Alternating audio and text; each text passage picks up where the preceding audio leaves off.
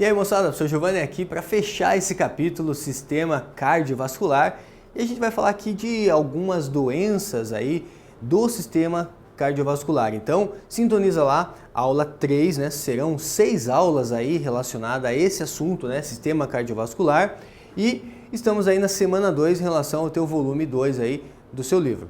Caso você não tenha nosso material, fica tranquilo, né? Você pode acompanhar nossas aulas sem problema algum, certo? Bora lá então.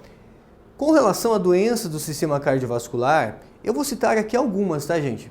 Poderia ficar aqui um tempão falando de várias doenças, né? Vou citar as principais para você que vai fazer uma prova, para você que também, né, tem curiosidade em relação a esse assunto. Então, olha só, quando a gente fala de doenças do sistema cardiovascular, a gente pode falar em relação à questão da anemia. A anemia pode ter várias causas, tá, gente? Essa anemia que a gente vai comentar aqui é uma anemia chamada de anemia ferropriva. Então, anemia ferropriva. Ferropriva. O que é anemia ferropriva? É anemia privada de ferro, ou seja, devido à deficiência de ferro na alimentação. Legal? Senhor, como que resolve esse problema da anemia ferropriva? É alimentando, né, nutrindo esse ferro que está faltando no organismo. Então, normalmente medicamentos, ou às vezes, muitas vezes até o médico, ele receita o quê? Ele encaminha para uma nutricionista para fazer o encaminhamento em relação ao que comer, né, em relação a alimentos que contenham ferro, né? Veja que eu tenho aqui um vaso sanguíneo normal, olha a quantidade de hemácias que tem aqui. Quando a gente tem, né, um vaso sanguíneo relacionado a uma pessoa anêmica, certo? E a sua avó é especialista, né? Quando a gente chega para visitar a avó, normalmente ela acha que a gente está anêmico. Ah, meu neto está anêmico, e dá-lhe, né, comida ali na goela para que, né, não fique anêmico. E aí, o que acontece? Nessa situação aqui, galera, olha só, né, um número menor de hemácias. Por que fica um número menor de hemácias? Vamos entender. O ferro, né, esse elemento, o ferro, ele faz parte da composição da hemoglobina. Então a gente tem aqui o ferro, né, que faz parte da composição da hemoglobina. A hemoglobina, ela é uma metalproteína. Hemoglobina, ela é uma metalproteína. Ela precisa do ferro para funcionar, certo? E o que a hemoglobina faz? Se eu desenhar aqui para vocês, olha só, um glóbulo vermelho, certo? No interior desse glóbulo vermelho nós temos lá a hemoglobina. Na verdade, várias hemoglobinas, tá, gente? O glóbulo vermelho, na verdade, é um saco cheio de hemoglobina. Cada hemoglobina consegue se ligar com 4 oxigênios. Então imagine, né? Várias hemoglobinas, cada hemoglobina consegue se ligar com até 4 oxigênios. Mas para ela fazer isso, ela precisa ter o quê? Ela precisa ter o ferro, né?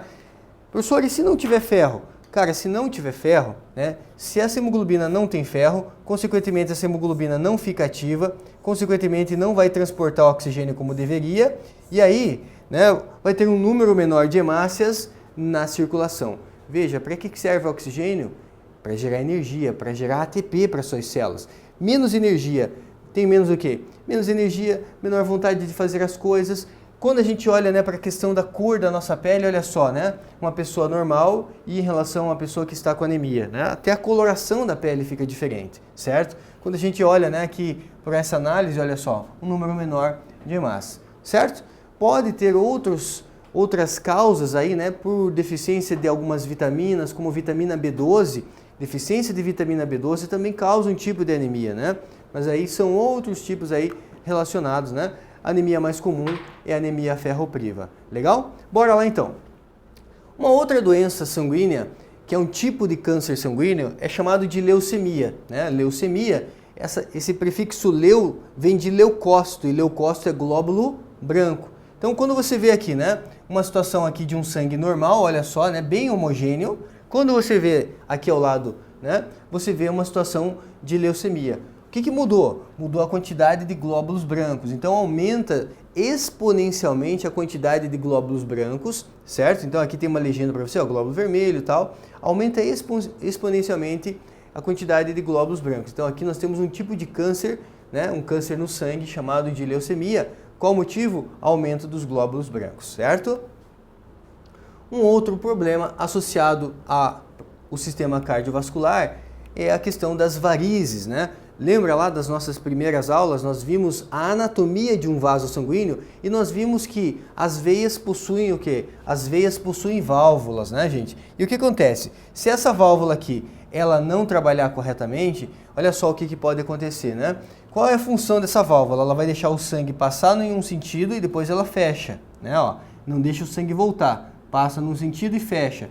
Mas eventualmente ela pode falhar, né? Pode acontecer aqui o que nós chamamos de varizes. Professor, como que resolve? Resolve com, né, tratamento, questão de, às vezes, até ter que fazer algum tipo de cirurgia ali para poder resolver esse problema dessas varizes, dependendo da intensidade, né, do tamanho do estrago que você tem ali, certo? Então tá aí. Imagina, né, o sangue ele precisa voltar da periferia do corpo para o coração, para oxigenar lá nos pulmões e ainda, né, já fica mais dificultado porque ele tem que voltar. E ainda com problema relacionado a varizes, tem, né, problema relacionado aí à circulação do sangue no corpo, certo? Então tá aí mais um problema. Outro problema relacionado ao sistema cardiovascular é o que nós chamamos de um ataque cardíaco, né? Nós temos aí a questão do infarto do miocárdio. O que é o infarto do miocárdio? O miocárdio a gente está falando do músculo cardíaco, certo? E tem também, né, gente, o AVC. O que é o AVC? Acidente vascular cerebral. Também posso chamar de AVE, acidente vascular encefálico, certo? E o que consiste? Consiste na ruptura ali, né, de uma placa de gordura e aí interrompe o fluxo sanguíneo por um coágulo. Imagina, galera, o sangue está levando oxigênio, está levando nutrientes e algum vaso sanguíneo cerebral entope, alguma artéria do coração entope, alguma região vai ficar sem receber sangue. E aí temos um problema também bem complicado, bem sério, né? Então a interrupção do sangue não leva nutriente, não leva oxigênio, aquela região do corpo pode perder função, certo? Então tá aí mais uma doença associada ao sistema cardiovascular. Tem mais, professor? Tem, né? A gente vai falar agora aqui com relação, né, esse fluxo insuficiente. Quando a gente fala, então, infarto do miocárdio é exclusivo do músculo cardíaco. Professor, mas o AVC, AVE é igual? É, só que na cabeça a gente chama de AVC, acidente vascular cerebral, derrame, né? Como você queira, ele vai ter esse nome aí. No coração específico, a gente chama de infarto do miocárdio. Mas veja, galera, não sei se você já assistiu aquele documentário lá, né, House. Na verdade não é documentário, é uma série, né, Dr. House. O House, ele anda lá com uma bengalinha. E por que ele anda com aquela bengalinha? Porque ele teve um infarto na perna, na musculatura da perna. Então o infarto pode ser em qualquer parte do corpo. O mais comum é ser no coração, certo? Mas pode ser em qualquer parte do corpo. E por que ele fica mancando lá, professor? Porque ele teve um infarto, aquela região da perna dele não recebeu sangue, consequentemente aquela região perdeu função. Beleza? Então tá aí. Mais um, aterosclerose, né? Então você tem aqui uma artéria normal. O que vai acontecer na aterosclerose? Aqui você tem, né, um passo aqui de uma lesão do miocárdio, né, no miocárdio.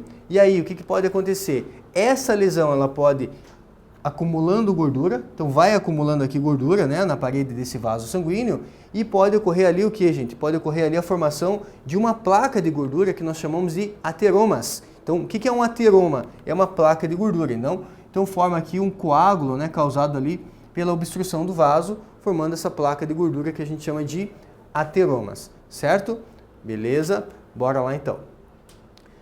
Com relação ao batimento cardíaco, lembra que tem lá o nó sinoatrial? É o marcapasso natural do coração. Então ele está ali controlando, né, esse fluxo, esse batimento cardíaco.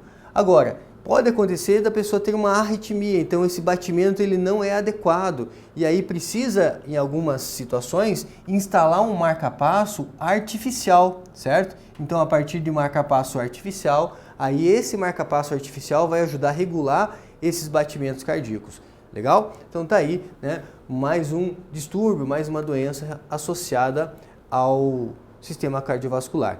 Eu vou falar agora de duas parasitoses, duas doenças associadas ao sistema cardiovascular. Vou falar meio assim, né, de forma geral, porque vai ter uma aula de protozoários e doenças causadas por protozoários que a gente volta a falar dessas duas doenças aqui. Uma delas é a doença de Chagas, certo?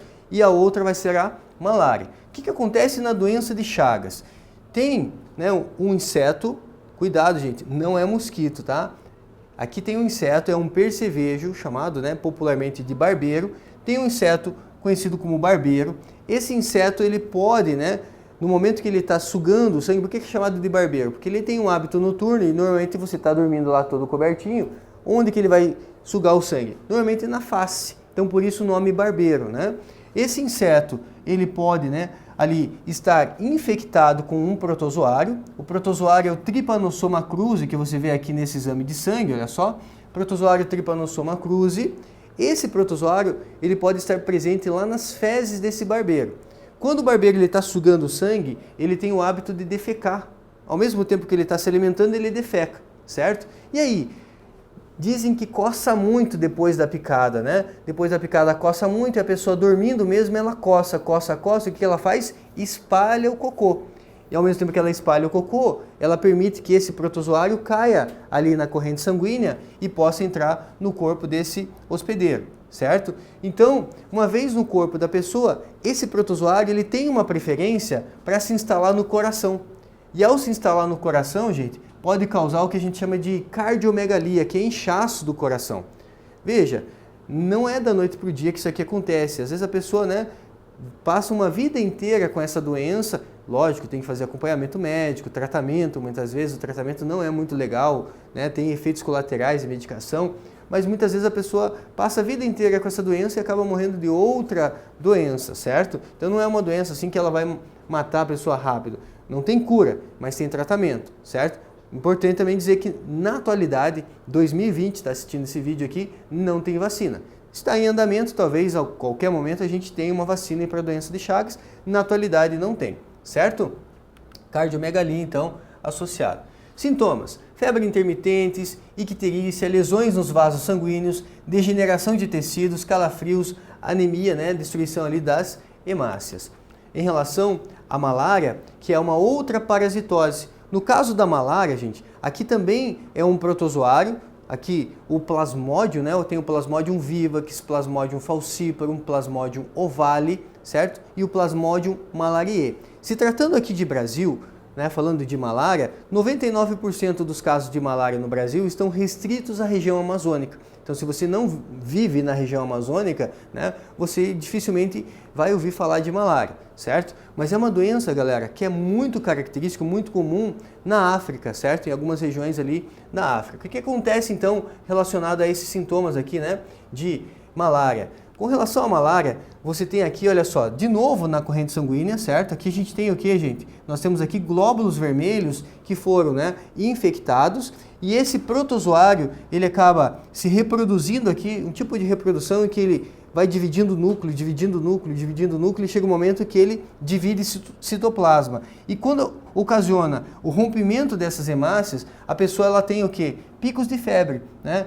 Picos de febre, então tem febre a cada 36 a 36 horas, 48 a 48 horas, febres intermitentes, né? Ele fala aqui, ó, febres intermitentes, tá falando da malária, legal? No caso da malária, a transmissão acontece, né, aqui através de mosquitos, na verdade pernilongo, né, do gênero Anopheles, Anopheles darling. Então, picada de mosquitos, aí pode transmitir esse protozoário chamado de Plasmodium, né, Plasmodium vivax, Plasmodium falciparum, Plasmodium ovale ou Plasmodium malariae. Legal? Quando falar de protozoário, a gente volta a aprofundar um pouco mais nessas duas doenças aí. Gostaria de fazer 2 exercícios com vocês para fechar com chave de ouro, né, esse capítulo. Então, olha só. Na preparação para uma cirurgia, Maria fez alguns exames pré-operatórios. Ao avaliar um de seus exames, o médico observou algumas alterações no hemograma. Hemograma é um exame de sangue, né? Os resultados do exame estão apresentados, né, de forma simplificada no quadro abaixo. Então, aqui em relação aos glóbulos vermelhos, às hemácias, aos glóbulos brancos, aos leucócitos e às plaquetas. Veja, aqui ele dá o resultado e a normalidade. Veja que as hemácias estão dentro da normalidade. Veja que leucócito, né, 9.000, está dentro ali, 4.000 a 11.000, está dentro da normalidade. Mas plaqueta está abaixo do normal. Galera, você tem que lembrar qual é a função de uma plaqueta mesmo? Plaquetas são fragmentos de células, também chamados de trombócitos. Função das plaquetas atuar na coagulação sanguínea. Se tem um número baixo de plaquetas, pode ter um risco do que, galera? Um risco de hemorragia. Ninguém vai fazer uma cirurgia na Maria desse jeito aqui. Por quê? Porque já tem risco de hemorragia. Então, melhor evitar, né, fazer uma cirurgia na Maria. Nesse caso, após análise dos resultados apresentados, no quadro, o médico concluiu que seria prudente adiar temporariamente a cirurgia, pois Maria poderia ter problemas do quê? Com transporte de oxigênio? Não, plaqueta não transporta oxigênio. Né? Quem transporta é a hemácia. De anemia severa? Não, a anemia severa está associada também aqui às hemácias. Com baixa imunidade? Não, baixa imunidade seria problema em relação aos glóbulos brancos. Com a coagulação sanguínea? Sim, essa alternativa então é a alternativa correta. Com anemia e baixa imunidade? Não. Né? Então, plaqueta tem função de coagulação sanguínea. E para fechar, os seres vivos são formados quimicamente por dois grandes grupos de compostos orgânicos e inorgânicos. Os minerais inorgânicos desempenham funções importantíssimas para o ser vivo, e a deficiência de alguns deles no corpo humano pode causar diversas doenças e prejuízos à saúde, né, do indivíduo. O mineral que é responsável pela constituição da hemoglobina, olha só, mineral que é responsável pela constituição da hemoglobina e está relacionado ao transporte de oxigênio pelo sangue, cuja deficiência pode causar a doença conhecida como anemia, é o tcharam, o ferro, né? Diretamente aqui chegamos no ferro e fechamos essa aula aí bem importante para vocês. Legal, gente? Um grande abraço. Deixa nos comentários aí se você curtiu essa aula, se você tem alguma dúvida e até o nosso próximo encontro. Tchau!